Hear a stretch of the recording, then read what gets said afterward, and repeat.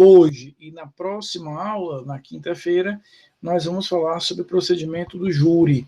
Então, são 2 aulas aí dedicadas ao procedimento do júri. Então, a gente vai entender um pouquinho como é que se estrutura esse procedimento do júri. Repito, a gente falou na aula passada sobre o procedimento ordinário e o procedimento sumário, e a gente vai efetivamente ver hoje as características, assim como quinta-feira, do procedimento do júri. Primeira coisa, quando a gente fala de procedimento de júri, a primeira coisa que a gente tem que entender é que ele é um procedimento bifásico.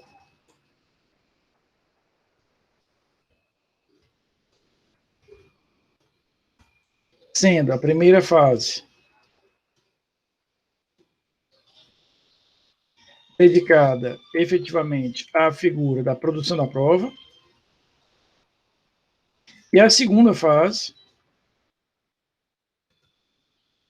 ela é dedicada à preparação para o julgamento. Tá? Então, a gente vai ter a primeira fase dedicada à produção da prova e a segunda fase já preparar para fazer efetivamente o julgamento. Por que eu quero começar por aqui? Porque eu quero que a gente entenda o seguinte, que quando a gente pensa em júri, a gente vai sempre pensar na atuação dos jurados, na decisão dos jurados, como é que os jurados deliberam, como é que eles decidem dentro daquele caso concreto. Óbvio que isso, de fato, acontece. Mas eu quero que a gente compreenda, que a gente possa entender que essa atuação dos jurados, ela somente ocorrerá no final do processo. Ela somente vai se desenvolver no final do processo. Então, o processo do júri é um processo longo, um processo com 2 fases. Eu tenho que cumprir uma primeira etapa, uma primeira fase. No final dessa primeira fase, o juiz terá 4 caminhos aí a percorrer, ele terá 4 caminhos efetivamente a seguir, e um desses caminhos que a gente vai ver hoje é que pode levar à segunda fase. Então, apenas um deles é que vai levar efetivamente à segunda fase. Se eu chego nessa segunda fase, aí eu já tenho a certeza de que eu ocorrerá julgado pelos jurados, e essa segunda fase serve exatamente para que eu prepare esse julgamento para os jurados. Mas o que é importante? Que a gente compreenda que o jurado só vai aparecer no final do processo. Então, todo o processo é desenvolvido pelo juiz. O juiz é que vai efetivamente desenvolver todo esse processo. Então, o processo todo é realizado pelo juiz. No final do processo é que eu vou perceber efetivamente pela necessidade de trazer os jurados, de convocar os jurados, para que esses jurados possam efetivamente aí sim colaborar com a sua atuação e, no caso concreto, decidir aquele processo. Então, a primeira ideia é essa. Temos jurados? Sim. A decisão, a participação deles é uma participação importante, fundamental, porque eles que exercem a jurisdição no caso concreto. Em português, eles que condenarão ou absolverão efetivamente o réu. Mas eles só vão aparecer no final de tudo isso, eles só vão aparecer quando eu chegar naquela etapa final, naquele momento final, que é a decisão de mérito daquele determinado processo. Então, isso é importante ter na cabeça, é uma perspectiva importante, Mariana, porque faz com que a gente consiga entender que a participação do juiz, a decisão do juiz, a atuação do juiz e a responsabilidade do juiz é muito grande durante todo o processo. Por mais que, ao final, ele entregue o caso aos jurados para que os jurados condenem ou absolvam, quem leva o processo até lá é ele. Quem vai levar o feito até lá é ele. Então, é importante que ele tenha efetivamente essa participação e saber exatamente como é que a coisa funciona. Então, o que é que nós temos? Temos uma primeira fase. Essa fase tem como ênfase a produção da prova. Terminou a primeira fase, encerramos a primeira fase. o juiz terá 4 caminhos para seguir. Ele vai poder tomar 4 decisões diferentes. Entender essas 4 decisões é o nosso maior objetivo na aula de hoje. Das 4, se ele optar por uma das decisões, por um dos caminhos, aí eu inicio a segunda fase, aí eu vou realmente iniciar a segunda fase, que terminará lá na sessão do júri, para que os jurados decidam. Então, aquilo que a gente diz, eu vou assistir um júri, hoje é o júri do caso tal, eu quero participar de um júri, na verdade, é o último ato de um longo processo. Os jurados eles só aparecerão, repito, nesse último ato, nesse último momento, tá? Dependendo do caminho que o juiz vá seguir. Na aula de hoje, nós vamos nos dedicar à primeira fase, né? A gente vai entender como é que essa primeira fase se desenvolve e, principalmente, quais são os 4 caminhos aí que o juiz terá. E, na aula seguinte, na próxima aula, quinta-feira, é que nós vamos falar em segunda fase, ou seja, na aula de quinta-feira, a gente já tem superado a primeira fase, a gente já tem entendido que o juiz realmente viu que haviam ali elementos para levar para o júri, e a gente vai, repito, trabalhar com essa segunda fase na próxima aula. Portanto, Vitor, essas dúvidas sobre quem vai ser jurado, o que o jurado precisa ter, como é que eu escolho esses jurados, como é que é a atuação dele, tudo isso eu só vou falar com vocês na quinta-feira, tá? Vamos seguir aqui a ordem, que a gente precisa primeiro entender como é que se estrutura essa primeira fase, que tipo de decisões o juiz tem ao finalizar a primeira fase, para que entendamos, e aí sim, dedicarmos a isso a próxima aula, de como é que se dá o julgamento efetivamente. Qual é uma questão interessante, qual é uma questão bastante positiva, é que a primeira fase, a gente vai já tratar dela, ela é muito parecida, ela é muito próxima do procedimento ordinário que nós vimos na aula passada. Então, se você pega o roteiro, o esquema que nós estudamos na última aula sobre procedimento ordinário e o encaixa na primeira fase do júri, né, você vai ter uma correspondência de quase 95%, Luana. Então, tudo aquilo que nós vimos no procedimento ordinário na aula passada, se você pegar aquilo e trouxer e encaixar na primeira fase, esse encaixe, Renata, será de aproximadamente 95%.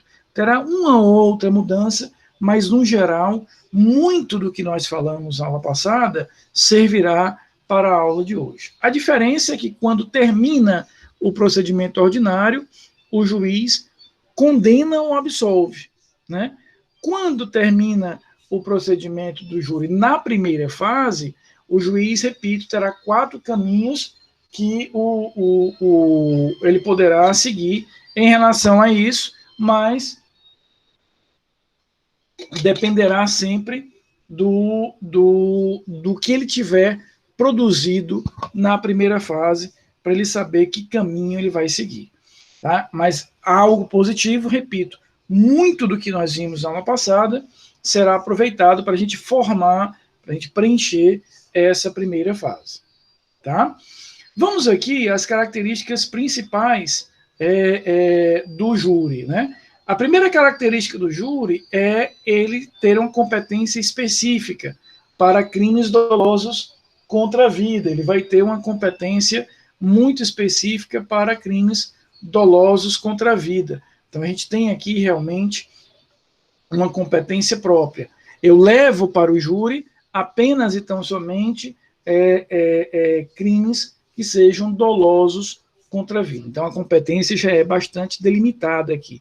Entra o homicídio doloso, o homicídio culposo sai daqui, entra o infanticídio, entra o aborto e entra o crime de instigação, induzimento ou auxílio ao suicídio.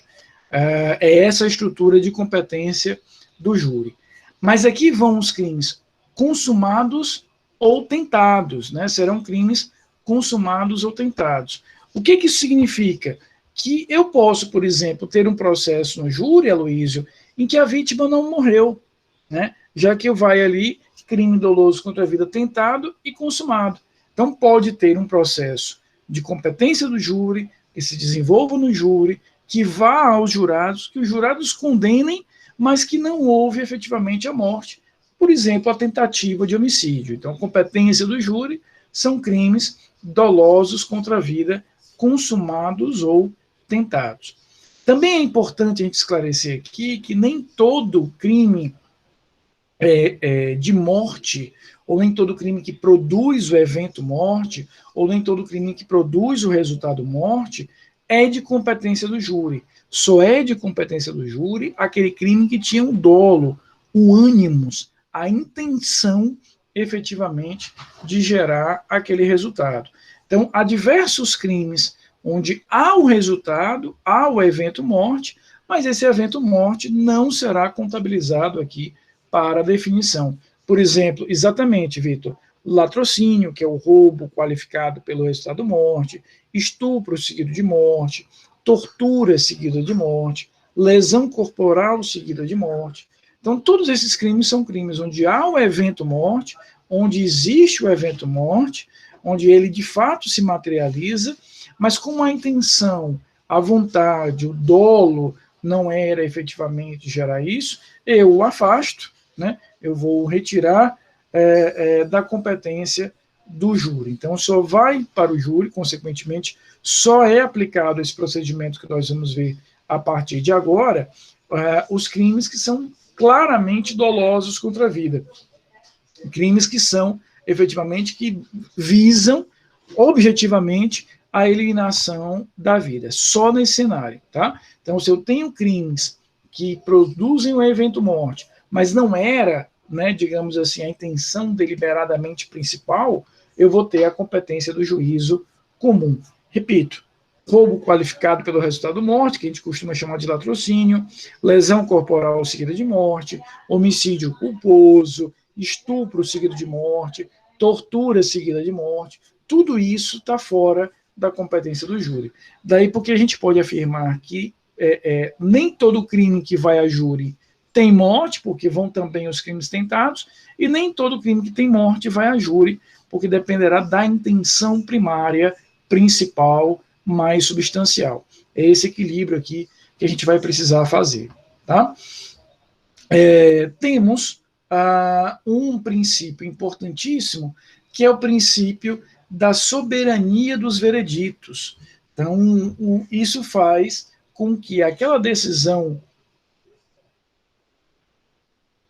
dos jurados, ela seja, em teoria e a princípio, soberana. Os jurados, eles estão, a princípio, livres para decidir conforme entenderem o correto. Vocês estudaram, por exemplo, no semestre passado, lá em processo penal 1, os princípios formadores do processo penal, e vocês viram que, em relação aos jurados, nós temos o princípio da íntima convicção. O jurado, portanto, não decide com base na prova, ele não decide da mesma forma, do mesmo raciocínio de um juiz que está preso ao direito, preso à prova, preso aos elementos de informação. O juiz, ele decide com base no livre convencimento motivado. Já o jurado, ele decidirá com base no princípio da íntima convicção. Então, ele vai olhar ao caso, ele vai perceber ali as razões de acusação e de defesa. Claro que ele vai ter contato com a prova, a gente vai falar muito disso na próxima quinta-feira, mas a decisão dele é uma decisão íntima, com base no seu sentimento pessoal, particular, de vontade. E, só para constar, o princípio do juiz, Carolina, é o princípio do livre convencimento motivado ou da persuasão racional da prova. Enquanto isso, o princípio do jurado é o princípio da íntima convicção, ou seja, ele decide com base na sua convicção íntima, no seu senso de justiça de nada, pergunte sempre, em relação àquele fato. Tanto é que nós vamos ver vamos falar bastante disso na quinta-feira, que um dos princípios constitucionais que rege o júri, específicos do júri, é o princípio do sigilo das votações. Então, a gente vai falar muito disso em relação à forma que efetivamente nós vamos. Raul, vocês estudaram esse princípio semestre passado, eu li o princípio do livre convencimento motivado. Ou seja, o juiz ele tem que decidir com base na prova, com base nos elementos de prova especificamente. Ele está vinculado à prova, vinculado ao direito, vinculado a toda a estrutura jurídica. Ele decide com base na prova e ele vai ter que fundamentar de onde é que ele está tomando aquela decisão, por que é que ele está decidindo naquela direção, o que é que o levou a decidir naquela determinada direção. É diferente do jurado. O jurado, primeiro, a decisão dele é sigilosa. Eu nunca vou saber, repito, a gente vai falar bastante disso na próxima quinta-feira, eu nunca vou saber como é que esse jurado decidiu, eu nunca tenho como saber como é que ele efetivamente ele tomou essa decisão. E ele vai tomar a decisão, claro, ele vai ouvir o arrazoado das partes, ele vai ouvir as teses das partes, ele vai ter contato com a prova, mas ele decide do jeito que ele quiser, exatamente porque a ele é aplicado esse princípio da soberania dos vereditos, porque, na verdade, o que nós temos ali? O Tribunal do Júri, o nome completo, digamos assim, é Tribunal Popular do Júri. Quem está decidindo ali é o próprio povo. É como se o povo tivesse chegado ao Estado e tivesse dito o seguinte: olha, Estado, você vai ficar com toda a capacidade de decidir todos os crimes, menos esses. Esses é o povo soberano, né, aquele de onde o poder emana, eu próprio vou decidir.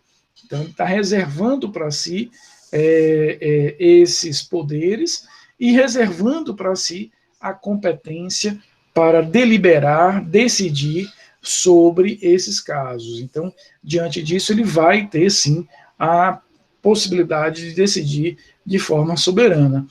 No futuro, Aloysio, a gente vai entender como é que funcionam os recursos contra a decisão dos jurados. Porque a gente vai ter que organizar em relação à decisão do jurado, qual é o alcance, efetivamente, que nós vamos ter. Raul, a tua pergunta me permite falar o que eu já ia falar agora mesmo, que é o seguinte: o Raul pergunta, a soberania dos vereditos preponderará sobre a decisão dos jurados, do juiz? Na verdade, a gente vai, repito, trabalhar bastante isso na quinta-feira, mas é importante que a gente entenda que eu vou reservar, delegar competências diferentes para o juiz e para os jurados.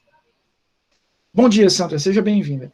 Quando nós chegarmos na hora de decidir o processo do júri, na hora final, na hora da decisão, caberá aos jurados a decisão sobre condenar ou absolver o réu. Então, caberá aos jurados a decisão sobre condenação e absolvição do réu. Caberá ao juiz apenas fazer a sentença e, no caso da condenação, elaborar, calcular a pena. Então, os jurados decidem se condenam ou absolvem. Se eles tiverem absolvido, o juiz simplesmente vai redigir a sentença absolutória. Se os jurados condenaram, o juiz vai calcular a pena. Então, não se trata necessariamente, Raul, de uma preponderação, mas sim de uma divisão de tarefas, uma divisão de competências.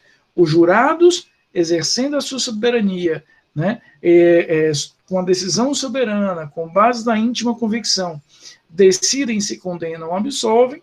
Em condenando, caberá ao juiz fazer a respectiva dosimetria de pena, portanto, o cálculo da pena é feito pelo juiz. Mas a missão mais importante, a missão mais essencial, que é decidir o mérito, condenando ou absolvendo, é uma decisão que cabe aos jurados. Então, não se trata de uma necessária preponderância, mas de uma divisão efetiva de tarefas.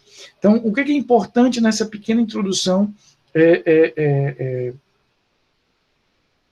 Veja, Raul, se absolverem, a condenação valerá para nada, o juiz não condena. É isso que eu quero que fique muito claro. Quem condena ou absolve é o jurado. Se o jurado absolver, o trabalho do juiz é só transformar isso numa sentença, dizendo, olha, sentença com os jurados absolveram o réu. Então, quando você diz, se eles absolverem, a condenação valerá para nada, a condenação do juiz, não haverá condenação do juiz. Porque quem deve decidir ou pela condenação ou pela absolvição é o jurado. O jurado condena, o jurado absolve. Não cabe ao juiz condenar. O juiz só vai trabalhar, no caso da condenação, para calcular a pena. A pena é um trabalho do juiz. Mas se os jurados absolveram os réus, ou o réu, o trabalho do juiz é simplesmente fazer a sentença absolutória, dizendo que os jurados absolveram. Então, ele não tem sequer a oportunidade de refazer, de discutir, de reanalisar isso, porque a decisão é dos jurados, portanto, o mérito é resolvido pelos jurados. Consegui explicar, Raul? Então, o que é importante nessa primeira introdução do júri? Primeiro, competência para crimes dolosos contra a vida.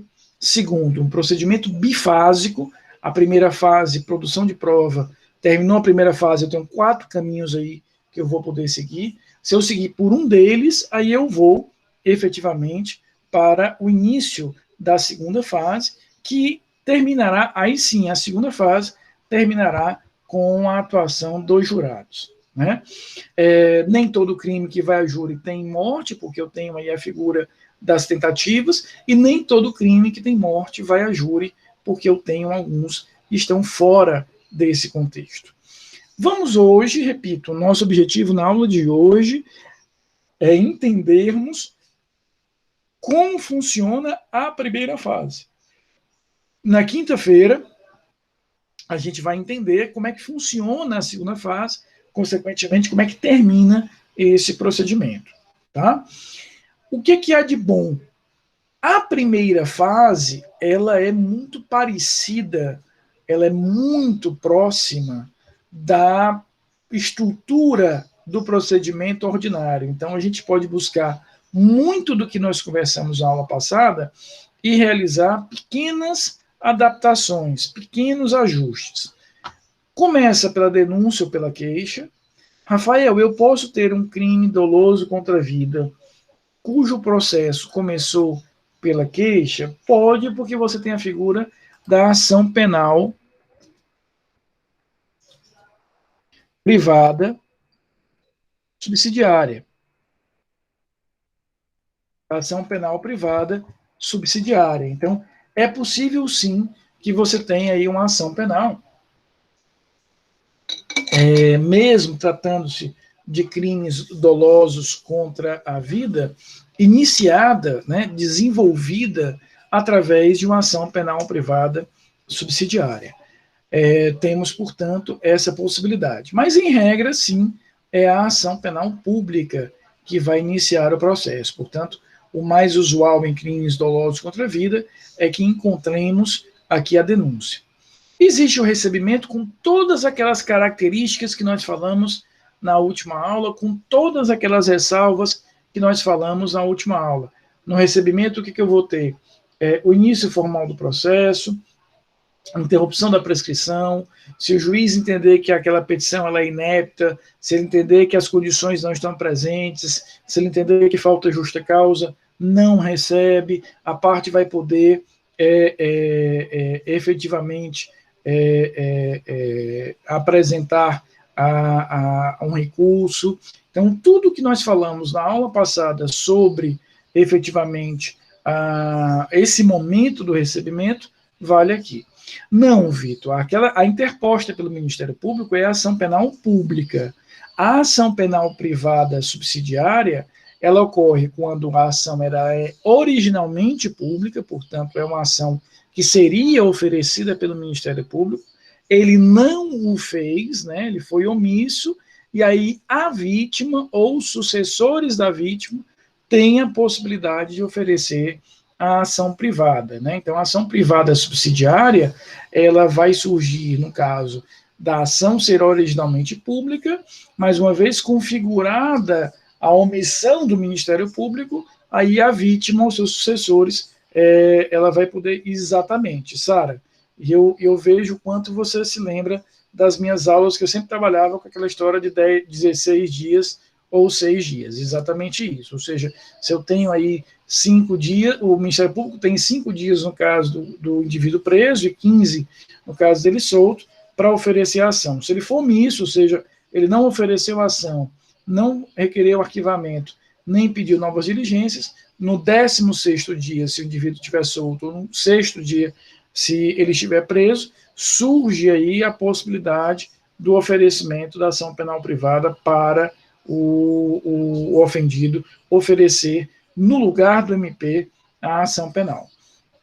Então, oferecemos aqui a denúncia ou queixa, o juiz a recebeu, repito, tudo que nós falamos na semana passada sobre o recebimento se encaixa aqui, é igualzinho. Da mesma forma, a citação, né? Eu tenho aqui a citação da mesma forma. E aí eu vou ter a possibilidade, até o prazo aqui é o mesmo, serão 10 dias, igualzinho à semana passada, para o réu apresentar resposta à acusação e exceções. Então, da mesma forma que na semana passada, ele terá aí 10 dias para fazer a apresentação da resposta à acusação e, consequentemente, das exceções. Lembra que nós conversamos bastante isso na quinta-feira. É uma decisão que o advogado vai tomar, se ele deve oferecer só a resposta à acusação, se ele deve oferecer só uma daquelas exceções previstas lá no artigo 95, suspeição e impedimento, litispendência, coisa julgada, ilegitimidade e litisconsórcio, e vai oferecer dentro desse prazo. Ricardo, da mesma forma que nós falamos na última aula, é sempre aquela contagem de prazo processual penal, ou seja, ele começa num dia útil, mas depois ele segue direto. Ele precisa começar num dia útil, no caso, ele começará do primeiro dia útil seguinte à citação, e depois ele segue direto. A contagem de prazo no processo penal, ela é efetivamente distinta do sistema de processo civil.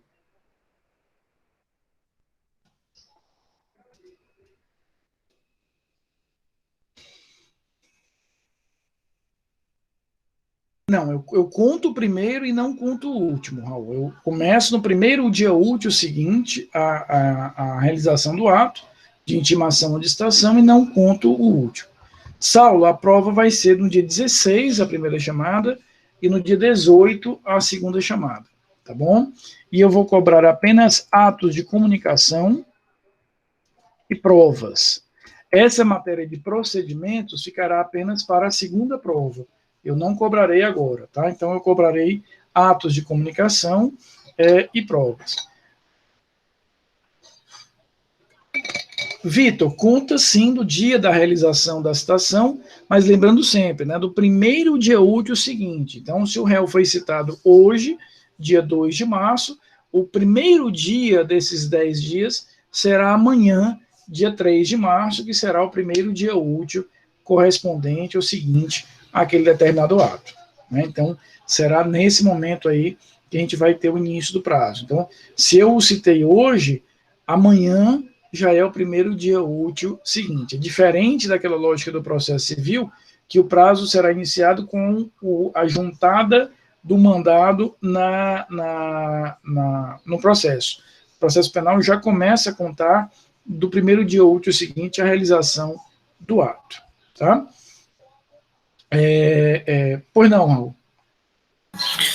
Professor, eu vi assim os processos, né? Aí eu vi que a contagem da citação vai a partir do momento que o oficial de justiça ele já diz, né, para a pessoa, né, que ela foi citada.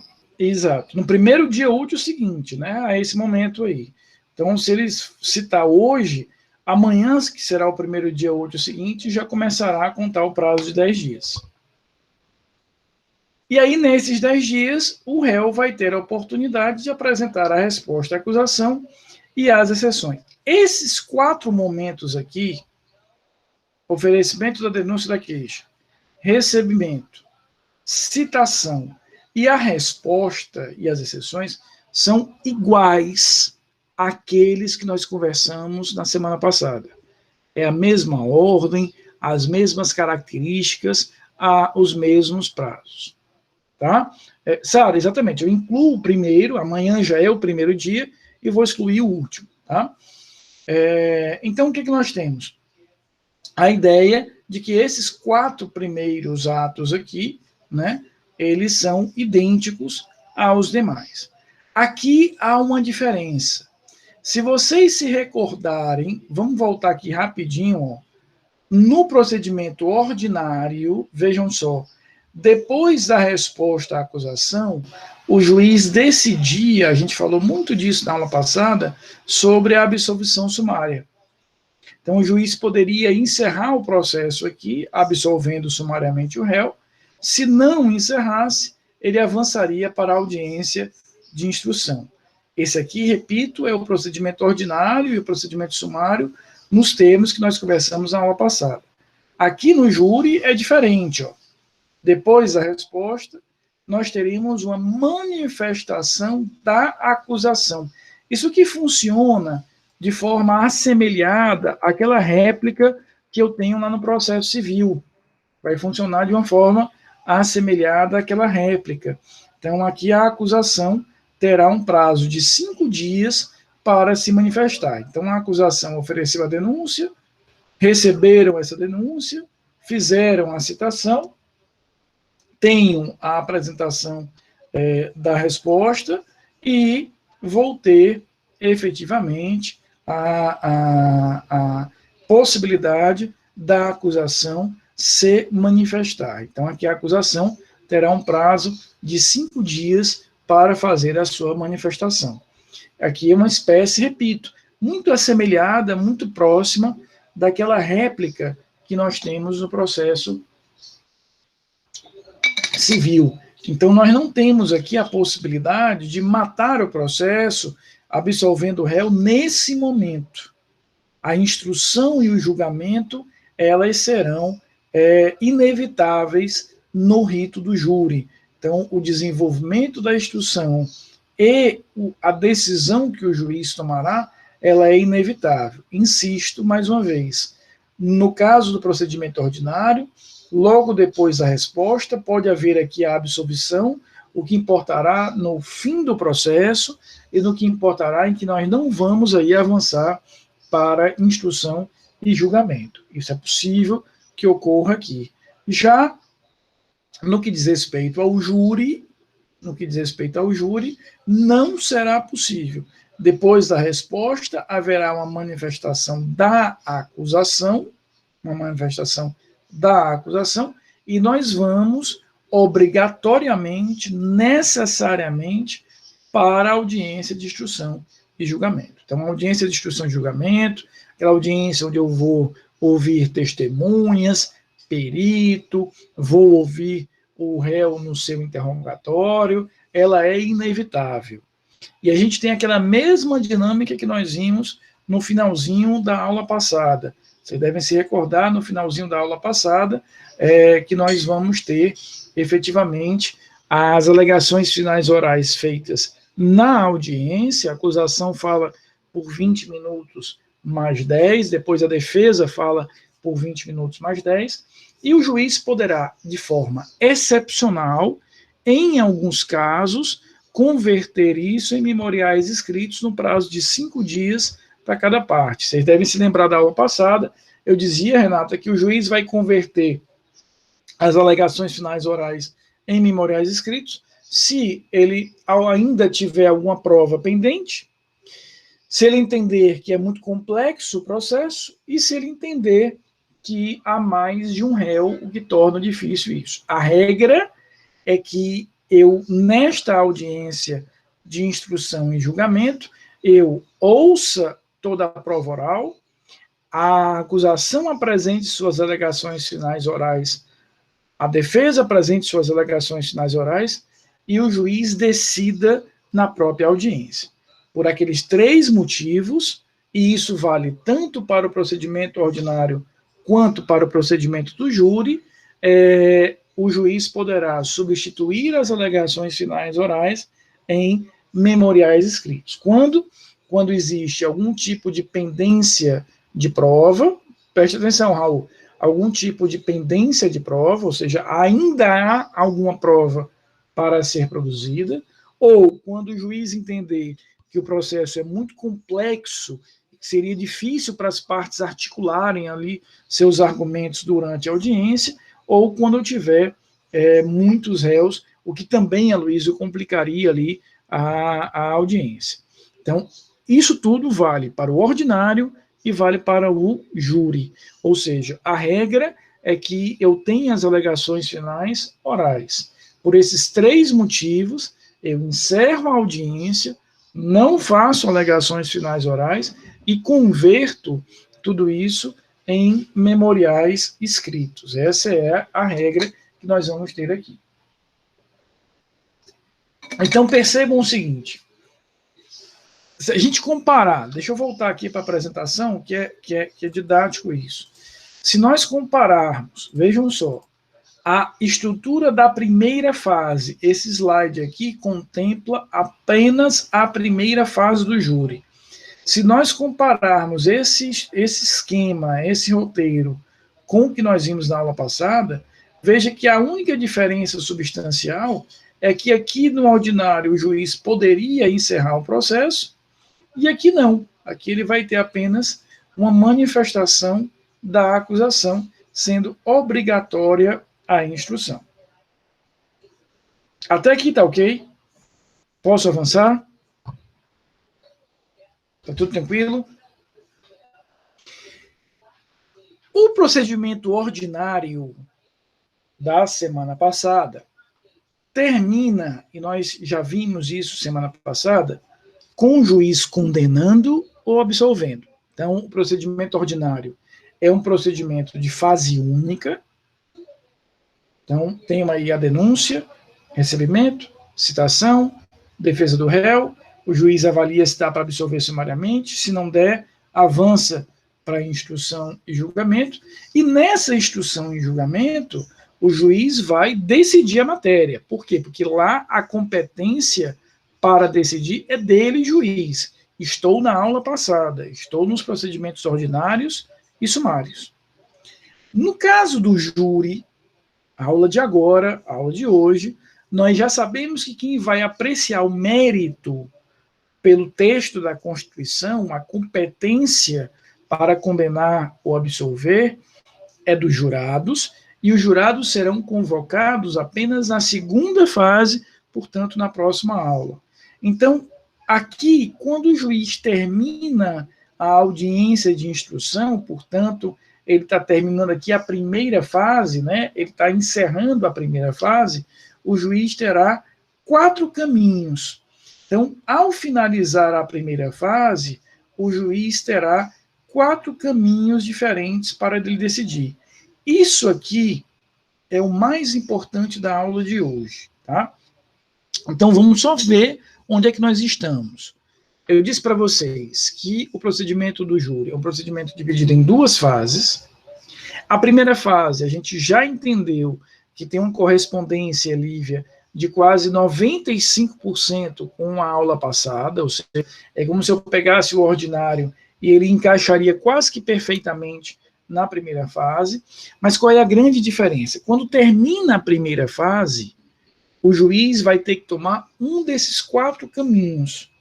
Ou ele vai pronunciar o réu, ou ele vai impronunciar o réu, ou ele vai absolver sumariamente, ou ele vai desclassificar.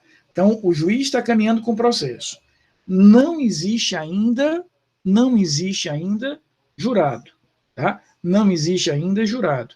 Ele e só ele é que vai ter a competência para avançar por um desses 3 caminhos. Exatamente, Sara, lembra que eu falei agora há pouco, deixa eu voltar para cá, que nessa audiência de instrução eu vou produzir a prova, a acusação vai falar em alegações finais, a defesa vai falar em alegações finais, e o juiz toma uma decisão. Eu falei que a regra, assim como no procedimento ordinário, é que essa decisão seja tomada durante a audiência, ela seja tomada na hora da audiência.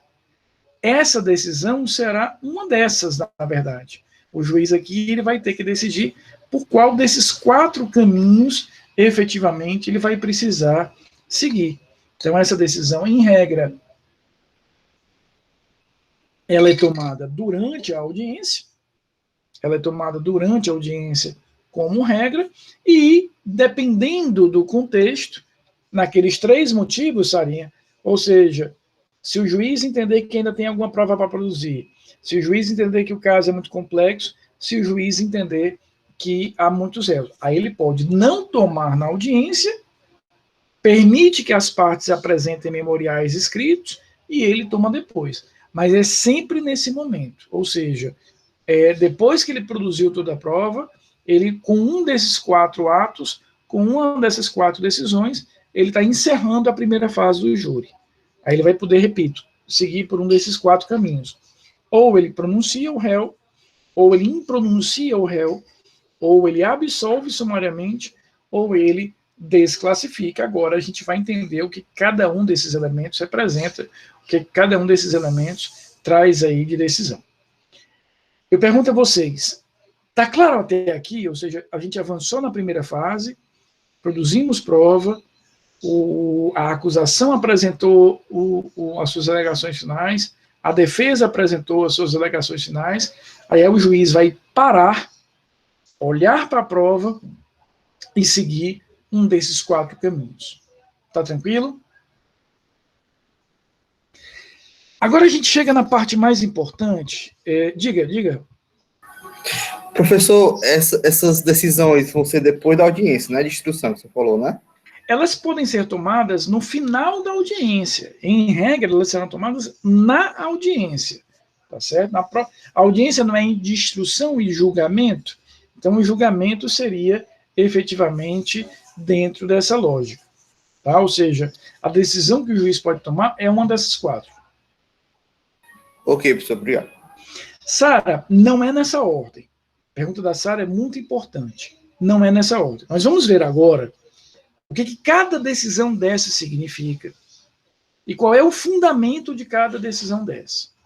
O que eu quero que vocês entendam comigo é o seguinte. Veja só, Isa, o juiz produziu a prova, o juiz ouviu a acusação, o juiz ouviu a defesa, em regra, isso na própria audiência, o juiz para e ele vai ter que entender aquela prova, compreender aquela prova, e agora ele tem que seguir um dos 4 caminhos. Cada caminho desse tem um fundamento diferente. Cada caminho desse tem uma exigência diferente. Então, o trabalho do juiz, Sara, é olhar para a prova e verificar qual deles se encaixa no processo. Ou seja, a prova autoriza a que ele entenda qual o caminho aqui possível a seguir. Vamos analisar cada um deles. A primeira delas é a decisão de pronúncia. A primeira delas é a decisão de pronúncia. A decisão de pronúncia é muito importante. Por quê? A decisão de pronúncia é a única decisão que vai iniciar a segunda fase. A decisão de pronúncia, ela é a única decisão que inicia a segunda fase.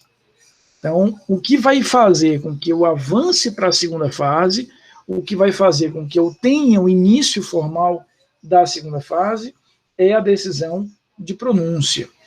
E aí nós temos o artigo 413 nos explicando isso. O juiz, fundamentadamente, pronunciará o acusado, se convencido da materialidade do fato e da existência de indícios suficientes de autoria e de participação. Então, a primeira coisa aqui que a gente vai ter, primeiro, Trata-se de uma decisão interlocutória. Essa é a primeira coisa. É uma decisão interlocutória. Coisa número 1. Coisa número 2. Essa decisão interlocutória, ela pode ser considerada por um mero juízo de admissibilidade, ou como um mero juízo de admissibilidade. Por quê? O que eu vou ter aqui, olha só, é simplesmente que olhar para a prova e verificar se esses dois elementos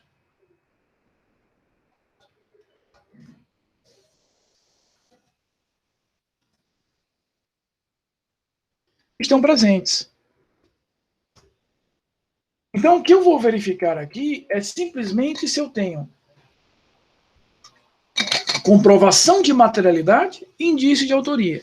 Se eu tiver esses dois elementos, eu inicio a segunda fase e caberá aos jurados condenarem ou absolverem. Então, na decisão de pronúncia, o juiz simplesmente está dizendo, preste atenção, eu tenho os elementos mínimos que justificam, que autorizam que eu mande esse processo para os jurados e que os jurados julguem o réu. É por isso que a gente pode falar de um mero juízo de admissibilidade. Então, ele vai analisar a prova e ele vai ver, olha, existe de fato comprovação de materialidade, existem indícios de autoria, então vou mandar para os jurados, para que os jurados possam julgar condenando ou absolvendo. E aí começa automaticamente, por consequência, a segunda fase do júri, que é a matéria que nós vamos estudar depois de amanhã, na quinta-feira. Tá? Então, o juiz aqui está avaliando que existe comprovação de materialidade, existem indícios de autoria, beleza, inicio, portanto, a segunda fase do júri. Tá? Agora, pode acontecer do juiz entender que é o caso de impronunciar. Aí eu tenho a figura da impronúncia.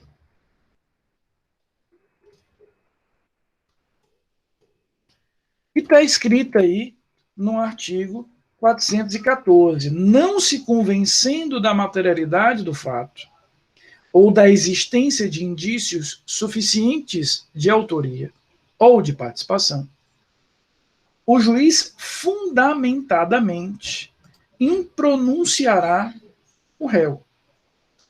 Então, o que nós temos aqui? O juiz analisou a prova, Sandra, viu a prova, e ele percebeu que a prova não dá a ele a certeza da comprovação da materialidade, ou ele não tem indícios de autoria. Ele até tinha isso, Aloysio, lá no início para ter recebido a denúncia, mas esses indícios foram se esvaindo durante o processo. Aquelas testemunhas que foram ouvidas durante o inquérito, quando chegaram na fase judicial, disseram, não, eu não posso confirmar, eu fui coagido, eu não me lembro, ou seja, ele não tem aqui a comprovação da materialidade ou ele não tem indícios de autoria. O que vai acontecer? Nesse caso, ele não tem os elementos mínimos para mandar o réu a júri.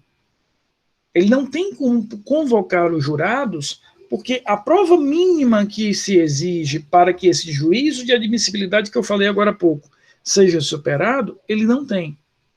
Só que, como a princípio a competência para absolver ou condenar é dos jurados, ele também não pode absolver aqui por falta de provas. Então, a impronúncia, ela é uma sentença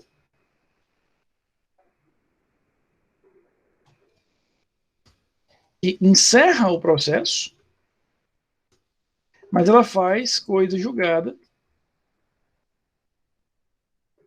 só formal. E olha o que nos diz aqui o parágrafo único do mesmo artigo 414. Enquanto não ocorrer a extinção da punibilidade, poderá ser formulada nova denúncia ou queixa se houver nova prova. Então, o que a gente vai ter aqui é o seguinte: o que a gente vai ter é a indicação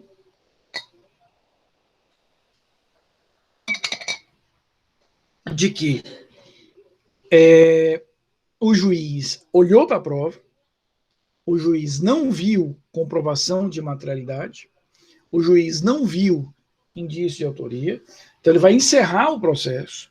Nós não teremos o julgamento de mérito, a coisa julgada, a ação vai ocorrer só no plano formal, e enquanto não prescrever o crime, se surgirem novas provas, eu posso ter um novo processo, nova denúncia, novo recebimento, novo tudo. Essa aqui é uma raríssima decisão dentro do processo penal, em que eu termino sem enfrentar mérito. Por quê? Porque na aula passada, na realidade lá do procedimento ordinário, do procedimento sumário, se no final do processo o juiz tem dúvidas, ele absolve o réu. Só que aqui ele está numa encruzilhada. Qual é a encruzilhada aqui, Fernando? Ele não tem os elementos mínimos que permitam levar o réu a júri, mas ele não tem a competência constitucional para resolver a parada. Essa foi, portanto, a fórmula, a solução que o processo indicou. Eu vou encerrar o processo acabou, você não vai ser julgado pelos jurados, mas enquanto não ocorrer a prescrição, em surgindo nova prova, você pode ter um novo processo. A decisão de impronúncia é uma decisão terminativa de feito, ela encerra o processo, mas ela não absolve, ela não condena. Ela é um meio termo. Ela nem é tão ruim quanto uma condenação, mas ela nem é tão boa quanto a absolvição. Ela nem é tão ruim quanto a condenação, porque eu estou encerrando o processo e eu continuo tecnicamente primário, não perdi minha primariedade, nada disso. Mas ela está longe de ser boa como uma absolvição. Foi a solução, efetivamente, que o Código usou para permitir essa solução. Por quê? Porque o Código só vai permitir que o juiz roube a competência dos jurados e absolva o réu em casos muito específicos que estão aqui no artigo 415. Então, no 415, é o tempo da prescrição, Raul. A prescrição vai continuar correndo, enquanto ela não acontecer, efetivamente, a gente vai ter a possibilidade de uma nova ação. Ou qualquer outra causa de extinção de punibilidade, ou seja, enquanto não ocorrer a extinção de punibilidade, pode haver uma nova ação. Então, veja, a terceira possibilidade de decisão, que é a absolvição sumária, essa sim é uma sentença de mérito, ela somente será autorizada nesses casos do 415, e são casos em que o juiz tem certeza. Veja o que diz aí o 415. O juiz fundamentadamente absolverá desde logo o acusado quando provada a inexistência do fato. Então aqui eu tenho uma prova, Renata, de que o fato não existiu. Provado não ser ele autor ou partícipe, também tenho certeza, ele não é o autor.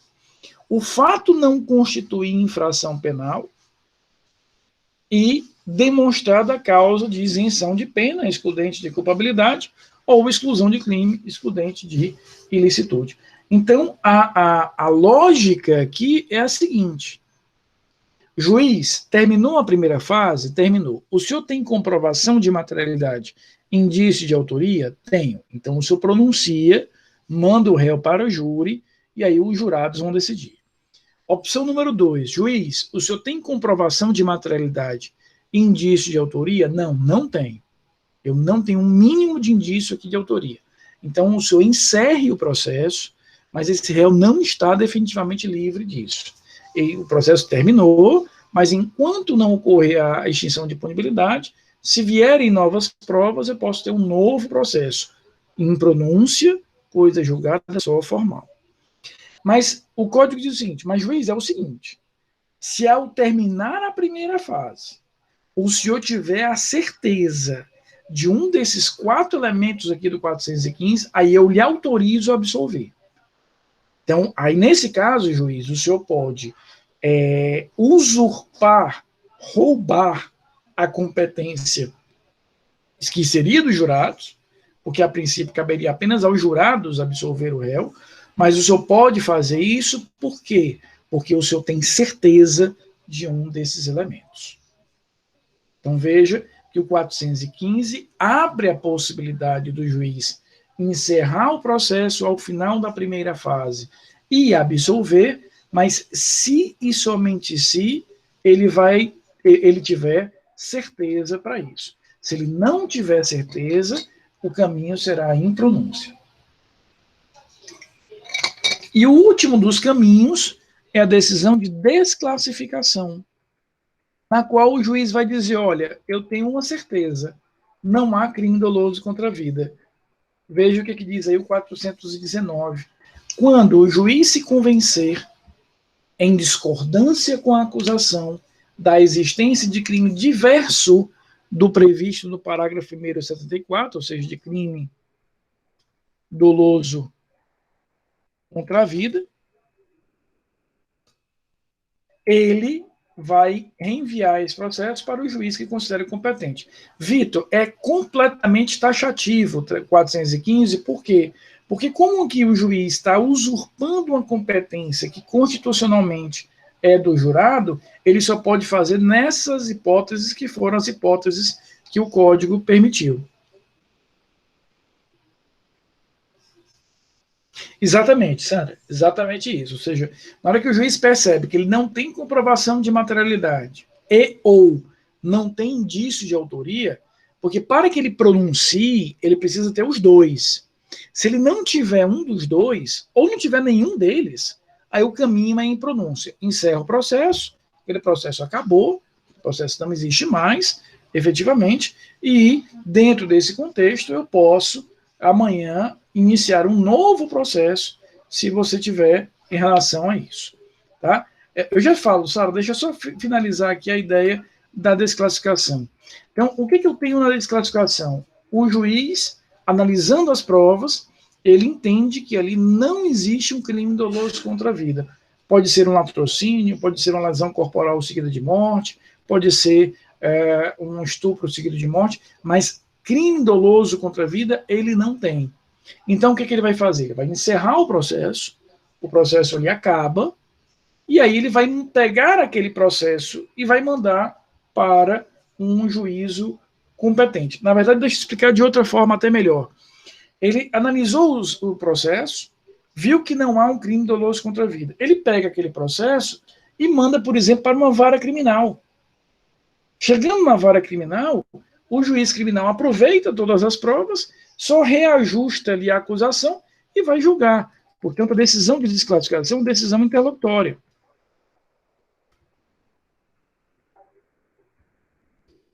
Ela é uma decisão, na verdade, de incompetência material.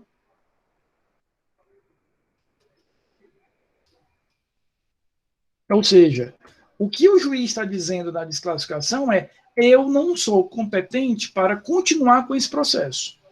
Eu vou pegar esse processo, vou mandar para um colega meu que seja competente, lá de um juiz ordinário, de uma vara criminal, o que quer que seja, e ele que toque o processo a partir de então.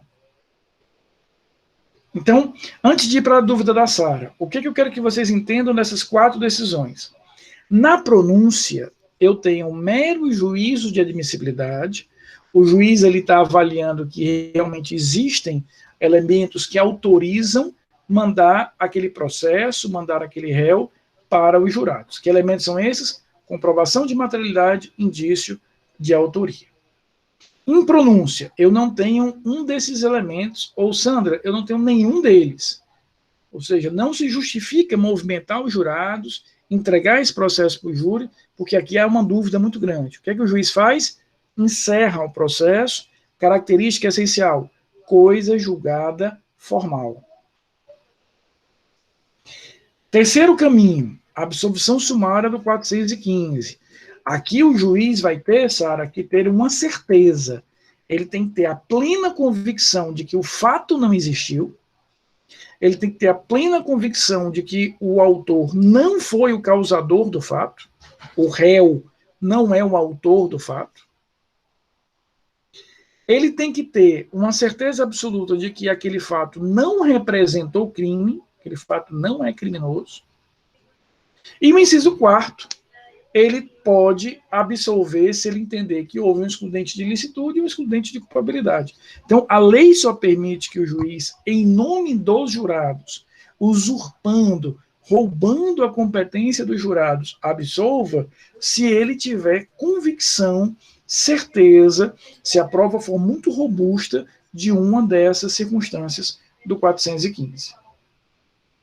E a quarta possibilidade de decisão é a decisão de desclassificação, onde o juiz olha para a prova e diz, olha, realmente aqui tem crime, aqui houve crime. Só não é um crime que eu tenho competência para analisar, porque não é doloso contra a vida.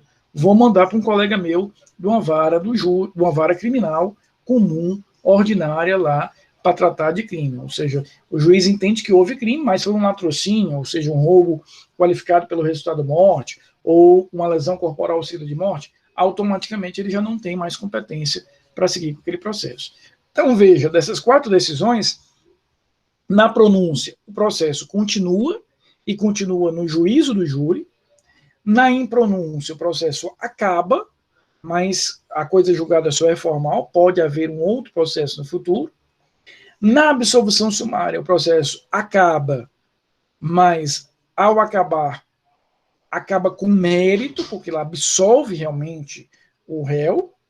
E na desclassificação, o processo continua, só não vai ser mais no júri. Continuará efetivamente numa outra vara criminal.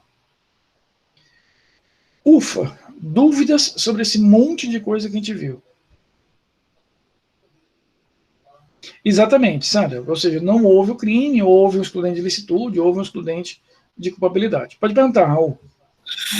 Professor, quando o réu, antes dele ter a absolvição sumária, né, ele estiver preso, por exemplo, ele na decisão do juiz, na primeira fase, ele vai ser solto já? Se for uma absolvição sumária, que eu estou absolvendo, sim. Na própria sentença de absolução, eu determino a soltura dele. Mas ele quando ele for preso, antes dessa decisão, da absolvição sumária, qual é como é que pode dizer, a vantagem que ele vai ter em relação a isso? Tipo assim, eu fui preso, aí depois fui solto na absolvição sumária. Não tem nenhuma vantagem em relação a isso, ao réu, uma questão de benefício, tipo assim, uma taxa para ele, alguma... Não, ele não necessariamente vai receber uma indenização por isso. Isso não necessariamente, porque a indenização pressupõe que aquela prisão seria ilegal. O fato de ele ter sido absolvido não significa dizer que efetivamente ele seria, aquela prisão seria ilegal. Que a prisão, você aprendeu as prisões cautelares no semestre passado, a prisão preventiva eu posso manejar, por exemplo, quando aquele réu estiver ameaçando a testemunha. Então, o fato dele ter sido absolvido do crime que se estava imputando a ele, não significa dizer que aquela prisão que ele estava sofrendo, que era uma prisão processual, uma prisão cautelar, fosse de fato ilegal. Ele só vai receber uma indenização se ele tiver a comprovação de que houve ali uma ilegalidade na prisão, que não vem apenas da absolvição. Eu vou ter que provar que aquela prisão era desnecessária, era abusiva, por algum motivo. Exatamente, Sandra. Ele vai entregar para um outro juiz, porque ele, ao perceber que que aquele fato não é mais um crime doloso contra a vida, diante das novas provas que surgiram, dos novos elementos de prova que surgiram, ele não deve seguir com aquele processo, ele deve encaminhar isso para um outro juízo. Ele vai mandar isso para uma vara criminal comum, para que aquela vara criminal continue com o processo vai continuar, mas aí com uma nova acusação, reclassificando, readequando aquele tipo penal. Eu deixo de responder por homicídio e passo a responder por latrocínio, por exemplo. Deixo de responder por homicídio e passo a responder por lesão corporal seguida de morte. Aqui o juiz simplesmente está dizendo que ele não é mais competente, porque não se trata mais de um crime doloso contra a vida. Tá claro? O que nós vamos fazer na próxima aula? Na próxima aula, vejam, eu falei para vocês que foram 4 decisões. Quando termina a primeira fase do júri, o juiz tem 4 caminhos. Ou ele pronuncia, iniciando a segunda fase do júri, portanto, é a próxima aula, ou ele impronuncia, ou desclassifica, ou absolve. Na próxima aula, nós vamos começar exatamente na pronúncia, ou seja, o juiz pronunciou. Então, ele reconheceu que houve comprovação de materialidade e indício de autoria. Continua com o processo no júri, agora ele já vai iniciar a segunda fase, objetivando, mirando chegar na decisão dos jurados, que é o nosso tema da próxima aula. Tá claro até aqui? Estudem, leiam e tragam para mim as dúvidas na próxima aula. Próxima aula, repito, a gente vai trabalhar com a segunda fase do júri. Tá bom? Eu não farei chamada hoje, não. Quinta-feira eu faço. Hoje eu não vou fazer, não. Tá bom? Na quinta-feira a gente faz chamada. Tá bom? Gostaram da aula? Foi legal? Pegaram direitinho?